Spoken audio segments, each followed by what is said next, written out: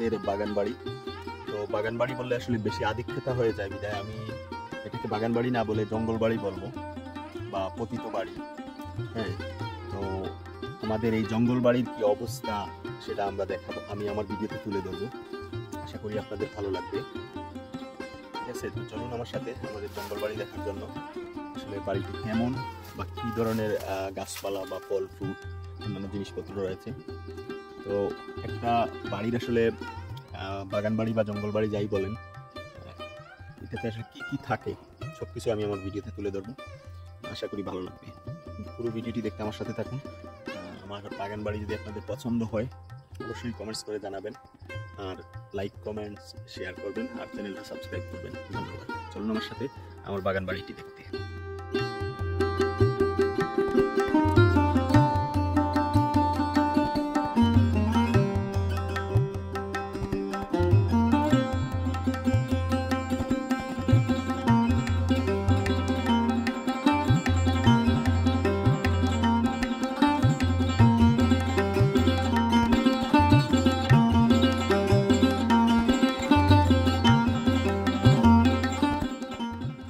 দর্শক, এটি হচ্ছে খুব দামি একটি গাছ, এটাকে আমাদের স্থানীয় ভাষায় গর্জন গাছ বলে।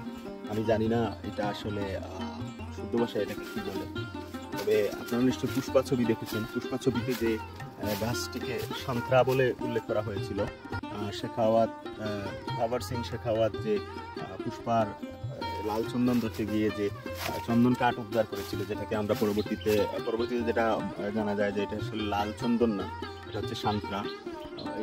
এগুলো হচ্ছে সান্ত্রার গাছ, আর এটা সম্পূর্ণ প্রাকৃতিকভাবে হয়েছে। ঠিক আছে, এটা অনেক খুবই ঘন জঙ্গল এখানে আমাদের বাড়িতে। এটা আমাদের বাড়িতে পতিত এলাকা, পুরো বাড়িটা বিশাল বড়। আর এই গাছগুলো হয়েছে এখানে, এগুলো দামি, একেবারে ফেলনা কাঠ নয়, অনেক দামি কাঠ, এটা ভালো দামে বিক্রি হয় কাঠ হিসাবে, অনেকেই সেটা কিনে ফার্নিচার বানানোর জন্য। তো এটা হচ্ছে সেই সান্ত্রা, আর এটা স্থানীয় ভাষায় বলা হয় গর্জন গাছ।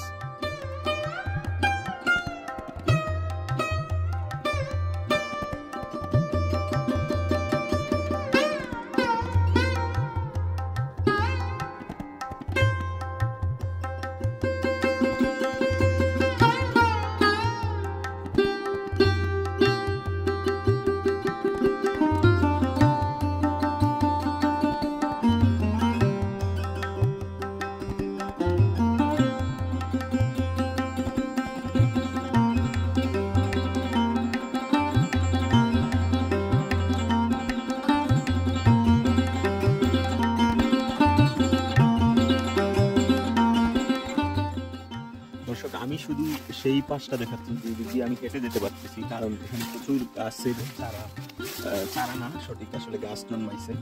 তো এখানে জঙ্গলের মতো হয়ে আছে, সব দিকে যাওয়া যাচ্ছে, যেগুলা দিয়ে যাওয়া যাচ্ছে আমি শুধু সেই গাছগুলাই, মানে সেই পাশটাই দেখাচ্ছি।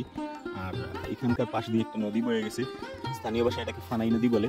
বাড়ির পাশ দিয়ে এই নদী প্রতি বছর যখন বন্যা হয় তখন এখানকার পলি পড়ে, মাটি উর্বর হয় এবং অটোমেটিক্যালি সেখানে হচ্ছে এই গাছে পুষ্টি পায়, মাটির পুষ্টি গুণাগুণ বৃদ্ধি পায়।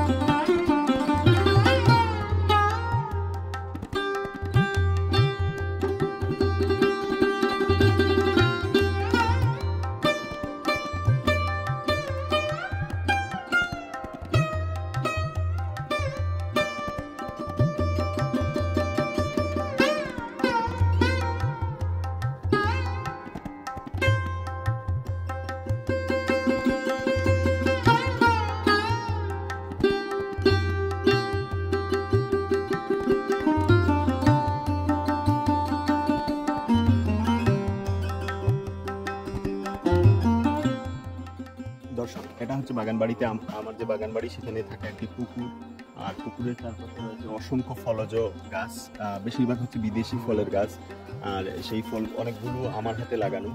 তো চলুন আমার সাথে আমার হাতে লাগানো যে ফলের গাছগুলো সেগুলো আমি আজকে এই ভিডিওতে তুলে ধরব।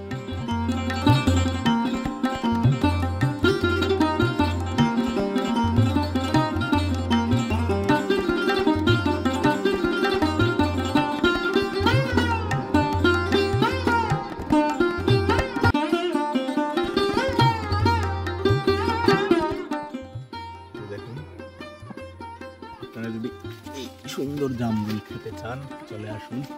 এবং ইউর ইনফরমেশন, এটা হচ্ছে আমার নিজ হাতে লাগানো জামরুল গাছের জামরুল।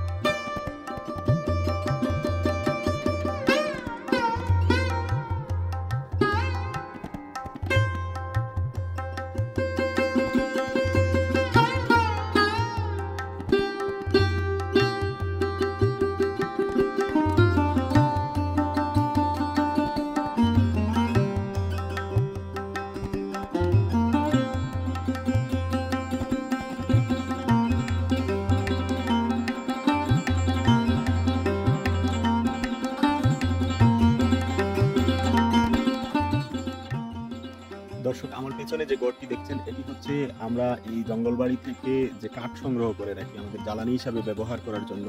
এখানে আমরা কাঠ সংরক্ষণ করে রাখি। এটা হচ্ছে গ্রাম, আর গ্রামে কিন্তু গ্যাস নাই, আর সিলিন্ডার গ্যাসের চেয়ে এখানে কাঠটা সস্তা। এখানে আমরা কাঠ ব্যবহার করে থাকি এবং সারা বছর যাতে এগুলো নষ্ট না হয় সেজন্য এই বাড়িতে আমরা এইভাবে ছাউনি ব্যবহার করে এটা সংরক্ষণ করি, যাতে পানি রোদ বৃষ্টিতে যাতে নষ্ট না হয়।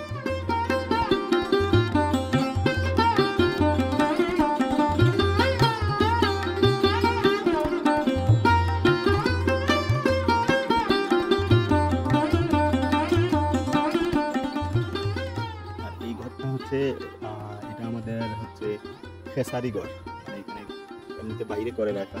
একটা অংশ হচ্ছে প্রি প্রাইমারি লেভেলের একটা স্কুল, আর বাকি অংশতে আমাদের উচ্ছিষ্ট কিছু মালামাল, বাড়ির যে মালামালগুলো আছে সেগুলো রাখি। আর ওই পাশে হচ্ছে আমাদের মূল বাড়ি।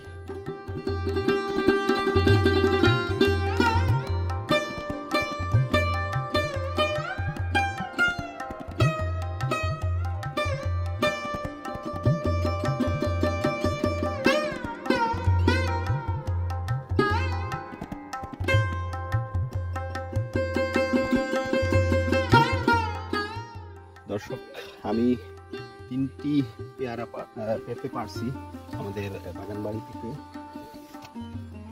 দেখুন, এটা হচ্ছে একটা প্রায় পাকা, আর হচ্ছে আরেকটা সম্ভবত কাঠবিড়ালে খেয়ে নিছে একটু। একটা কাঁচা,